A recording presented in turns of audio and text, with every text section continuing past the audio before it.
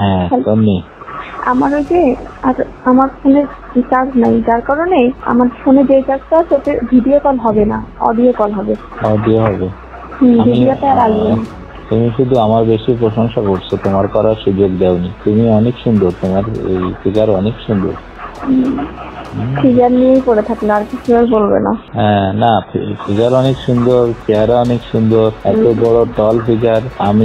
আমার লম্বা মেয়েদের পছন্দ বেশি। হ্যালো হ্যালো, শুনছি। তুমি অনেক লম্বা না, তারপরে অনেক ভালো লাগছে, মানে অনেক ভালো লাগছে। এবার হবে, ওগুলো তো ছিল। এবার এনে রাখবেন। হ্যাঁ হ্যাঁ, আমি যখন যাবো তখন এনে রাখবেন। আর আমরা এবার লং টাইম একটু সময় কাটাবো, যাতে আমার যাতে আরো বেশি ভালো লাগবে।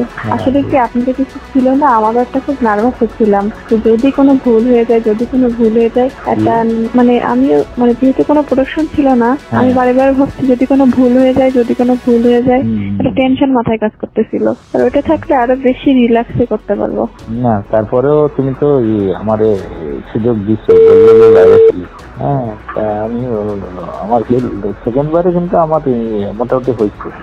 সেকেন্ড বারে আর ফার্স্ট বারে হলো তুমি তোমার টেকনিকে নিয়ে নিলে, তাই না, হাতে করে।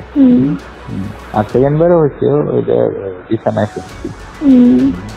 আমি না ওই বিছানায় তো আছে, শালারা তো পাল্টায়নি, ওরা বুঝবে কি হবে, বলতেও তো পারছিস। হ্যাঁ, বিছানা তো এটাই আছে। আমি এই দিকে সরে আসছি, ওই কোনার দিকে। তো বিছানার কথা তো পাল্টায়ও দেয়নি চাদর। বললে তো সন্দেহ করতো। হ্যাঁ সেটাই বলছি, কালকে একটা বুদ্ধি করবানি, আগে থেকে ফেলে রাখবানি, বলবানি যে চাদর পাল্টায় দাও না কেন, চাদর ডেলি পাল্টাবো, এই বলে দেবো। আমার না এখন এটা আমি সেটা বুঝতে পারছি, আপনি আসলে সত্যি অনেক সেক্সি। আমার মানে ধারণার বাইরে, মানে ধারণা ছিল না আপনি এতটা হট আর কি। আপনি তো জানেন একটা মেয়ে হিসেবে আমি খুব প্লিজড। হ্যাঁ না, আমি শুনছি, শুনে আমার ভালো লাগছে। আমি খুব সন্তুষ্ট, আমার যতটা চাওয়া ছিল তার থেকে বেশি পাইছি। না ভালো, আমারও টেনশন কিছুটা কাজ করতেছিল যে আমার অনেক বয়স হচ্ছে, তুমি পারবে কিনা। আমার যন্ত্রটার সাইজও কিন্তু ভালো না। ওইরকমই তো হয় ছেলেদের, আবার কেমন না বড় ছোট হয় না, ঠিকই তো লাগলো, আমার বেতন তো ঠিকই আছে।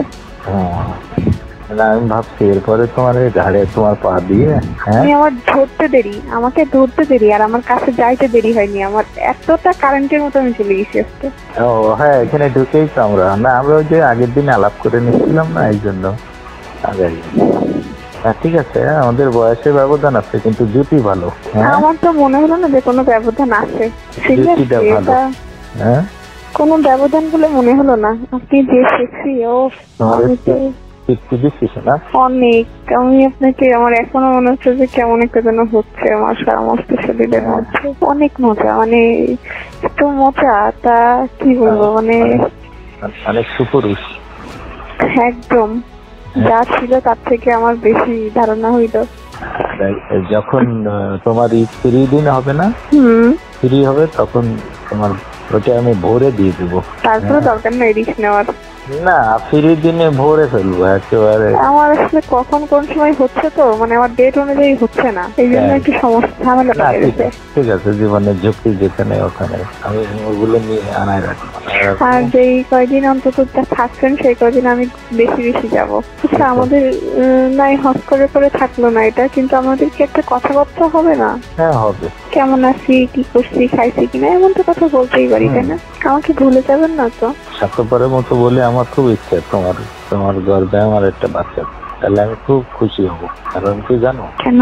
তোমার হাইট ভালো তো, যদি একটা ছেলে হয় সে প্রায় 6 ফিটের কাছে হবে, তারপরে ওরে ভালো পড়াশোনা করালে ভালো হবে না বলো? আর আমি তোমার পাশে লজিস্টিক সাপোর্ট থাকলে তোমার বাচ্চা তো ভালো বড় অনেক সুন্দর হবে। এটা দেখে সব কিছুতেই তোমার ভালো হবে, আমারও তোমার দিয়ে অনেক হবে। তোমার নাও না একটা বাচ্চা। আমার তো এখনো তো আমি শারীরিকভাবে সুস্থ হতে একটা বছর সময় লাগবে। আগামী তুমি যখন হও তখন আমি তোমার হুমকির মধ্যে ফেলবো কেন? আমার বাচ্চার মা হয়ে যদি তোমারই বাচ্চা তার জন্য তুমি অসুস্থ হও, তাহলে বাচ্চা অসুস্থ থাকতে হবে, মারও তো সুস্থ থাকতে হবে। এখন যেমন তুমি যখন আমার বাচ্চার মা হবা, তখন তো বউ আর তোমার ভিতরে পার্থক্য কি বলো? তোমার পর আমার অনেক মায়া থাকবে না? আমার আপনার সাথে অনেক মায়া জন্মায় গেছে, আমি বোঝাতে পারছি কিনা জানি না। আমি তো একটা মেয়ে, আমার কিন্তু এটা মানে একটা বারের জন্য আমার দ্বিতীয়বার ভাবতে হচ্ছে না যে আমি নিব না। আমি 1 সেকেন্ডে ভাবতে পারতেছি যে আমি নিব, আমি প্রস্তুত। আমার কাছে একটা স্মৃতিটা সারা জীবন থাকবে। আমি আপনাকে সত্যি অনেক ভালোবেসে ফেলছি।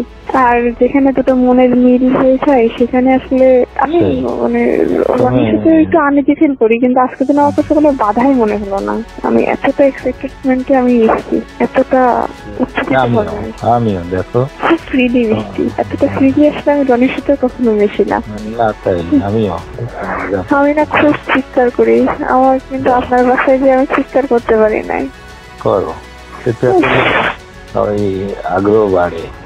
তুমি চিৎকার করলে আমার আগ্রহ বাড়বে। ওখানে করতে পারিনি, আমার খুব মানে মনে হচ্ছে আমাকে যেন খাঁচায় বন্দি করে রাখছে।